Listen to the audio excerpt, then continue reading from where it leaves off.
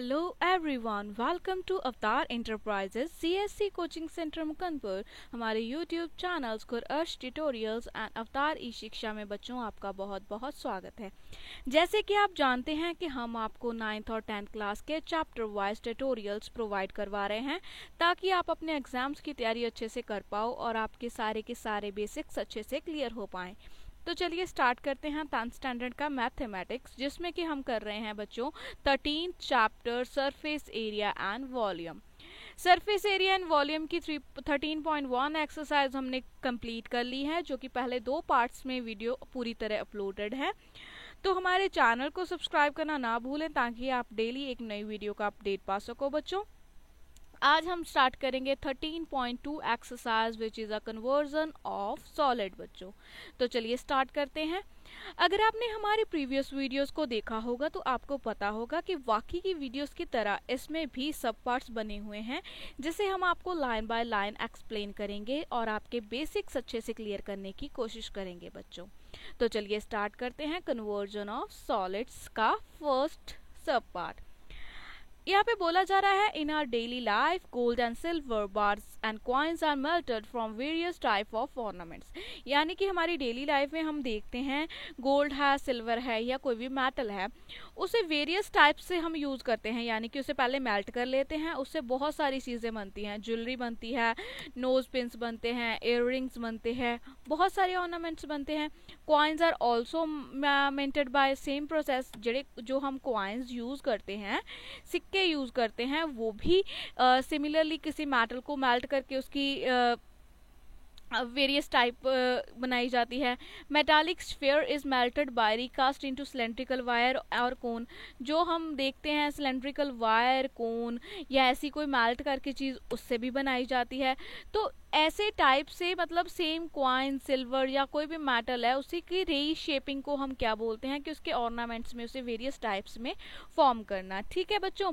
तो ये जो ऑर्नामेंट्स बनते हैं वो किस टाइप के बन सकते हैं, वो यही शेप्स के हो सकते हैं। स्फीयर भी हो सकता है, कोन हो सकता है, सिलेंडर हो सकता है, वेरियस टाइप्स का हो सकता है। तो ऐसे ही इसे हम बोलते हैं कन्वर्जन ऑफ सॉलिड, यानी कि किसी एक चीज़ को दूसरी चीज़ में कन्वर्ट कर लेना, उसे मेल्ट करके, उसे रीयूनियन करके, उसे रिसाइकल करके।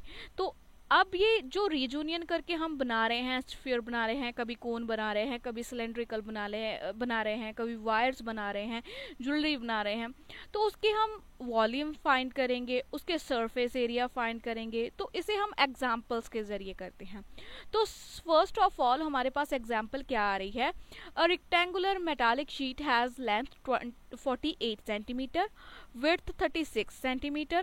From each corner of sheet, a square of side 8 centimeter is cut off and the open box is made by remaining sheet. Find the volume of the box. हमें कोई एक metallic sheet दी गई है किसी metal की, जिसकी length कितनी है, वो है 48 सेंटीमीटर, और विड्थ कितनी है यानी कि उसकी चौड़ाई कितनी है, वो है 36 सेंटीमीटर। वो ईच साइड से 8 सेंटीमीटर कट कर दी। ईच यहाँ से 8, नेक्स्ट से 8, नीचे से 8 और उसकी फोर्थ साइड से 8। इसे हमने कट करके निकाल दिया। कट करने के बाद जो 8 सेंटीमीटर वाला एरिया था वो निकल गया, तो यहाँ से हमने कट कर लिया एज शोन इन फिगर।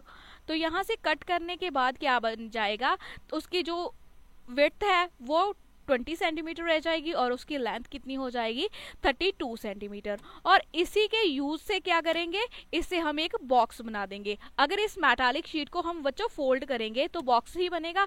तो फर्स्ट साइड फोल्ड की, सेकंड की, साइड वाली की और उसके ऑपोजिट वाली, तो ये एक बन गया, बॉक्स बन गया, जिसकी जो जहाँ वहाँ उसकी डीपनेस भी कह सकते हैं और उसकी ऊंचाई भी कह सकते हैं। वो क्या बन गई, 8 सेंटीमीटर, बिकॉज हमने 8 ही निकाली थी। तो यहाँ से एक बॉक्स बन गया।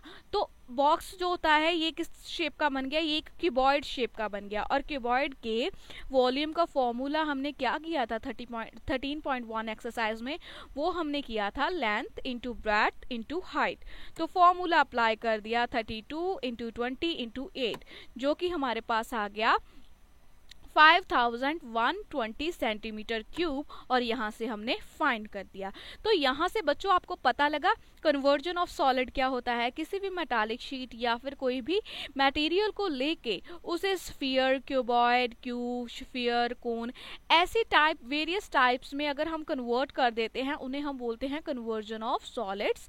और इसकी फर्स्ट एग्जांपल हमने एक क्यूबॉइड बना के उसका वॉल्यूम फाइंड कर लिया बच्चों।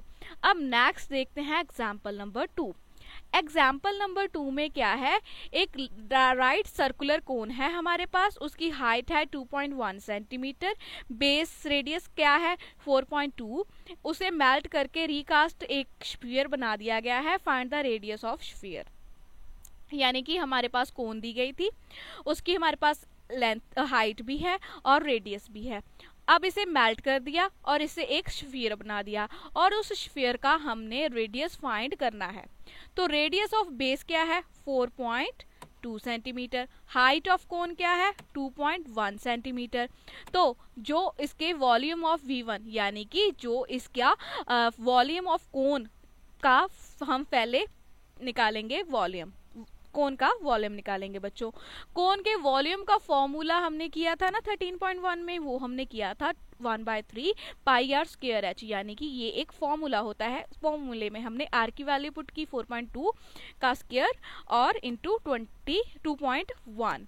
तो यहाँ से हमने एज इट इज, अब हमने लेट क्या, जो स्फीयर बनेगा इससे उसका हमने जो रेडियस फाइंड करना है, तो हमने रेडियस लेट कर लिया कि radius of sphere formed by melting cone is r। तो यहाँ से हमने उस स्फीयर का जो कोन का लेट कर लिया खुद से कि उसका रेडियस कितना है, वो है r, बिकॉज हमने पता नहीं है, अगर पता नहीं है तो हमने एज्यूम कर लिया।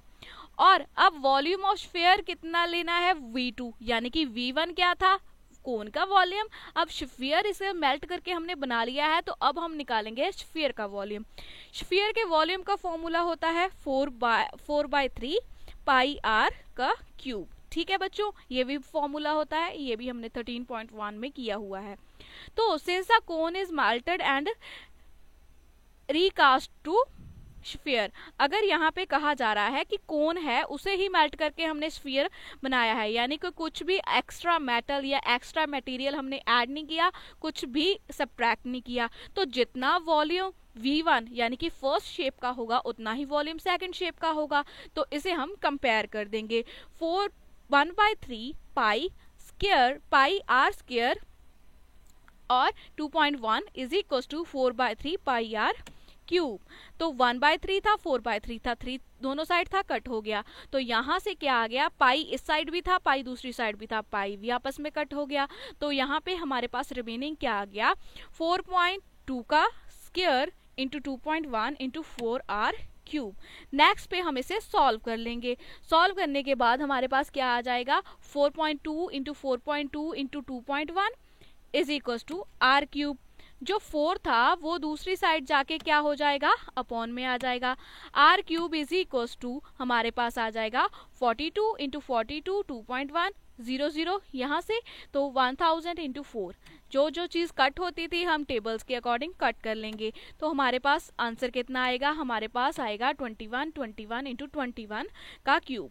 दोनों साइड क्यूब है, क्यूब क्यूब आपस में कट गए। तो आर की वैल्यू कितनी आ जाएगी 2.1 सेंटीमीटर, यानी कि रेडियस ऑफ स्फीयर कितना आएगा बच्चों, वो आएगा 2.1 सेंटीमीटर। अब देखते हैं इस एक्सरसाइज की last example. Last example is a larger sphere is curved out of the cube of side 7 centimeter. Find the volume of the sphere so formed. यानी कि एक लार्जेस्ट स्फीयर जो है वो किस में है, वो एक क्यूब के इनसाइड में है। तो उस जो स्फीयर का है जो फॉर्म किया गया है उसका हमने वॉल्यूम फाइंड करना है। Largest sphere is curved out of cube, यानी कि ये किस में है, एक क्यूब में फिट है। जो इसका रेडियस है वो हमने आर लेट के लिया और डायामीटर है वो हमने डी लिख लिया। तो diameter of sphere is equal to the side of the cube, यानी कि पूरे का पूरा डायामीटर किसके इक्वल होगा, वो होगा इसकी क्यूब की साइड के। ये क्यों होगा, बिकॉज जो स्फीयर है यानी कि जो बॉल है वो क्यूब में फिट है, उसकी पूरी पूरी फिटिंग है, तो उसका डायामीटर यानी कि वो भी पूरी लेंथ कितनी होगी, क्यूब की एज के इक्वल। तो रेडियस कितना आ जाएगा 7/2 यानी कि d/2। वॉल्यूम ऑफ स्फीयर कितना होता है 4/3 पाई आर क्यूब। ये एक जर्नल फॉर्मूला है जो कि हमने प्रीवियस वीडियो में अपलोडेड है, कैसे ड्राइव किया था और क्या क्या है वो आप जरूर देखना बच्चों। तो यहाँ पे फॉर्मूला सीधे अप्लाई कर दिया 4/3 pi are cube. 4/3 as it is, pi की वैल्यू 22/7, आर है हमारे पास 7/2 का क्यूब यानी कि 7/2 इंटू 7/2 इंटू 7/2 इज सॉल्व करके 343/8। नेक्स्ट इज, अब इसका एलसीएम लेके फर्स्ट ऑफ ऑल जो चीज कट होती है कट करेंगे। 8 से कट गया, 3 पे आया, फिर 11 233 था वो 29 पे कट गया, तो हमारे पास नेट आंसर आया 11 इंटू 49/3। बच्चों वो अपने से जो हमने कटिंग की है वो आप अपने हिसाब से भी कर सकते हो जैसे आपको इजी लगे। तो यहाँ से हमारे पास आंसर आ गया 539/3 जो कि होता है approximately equal to 179.66 centimetre cube which is a volume of sphere, जो कि हमने फाइंड करना था और यहाँ पे फाइंड कर लिया। ऐसे ही बच्चों हम आपको नेक्स्ट वीडियो में नेक्स्ट एक्सरसाइज करवाएंगे। अगर आपको कोई प्रॉब्लम आए तो आप हमें कमेंट सेक्शन में ज़रूर बताएं और हमारे चैनल को सब्सक्राइब करना ना भूलें। थैंक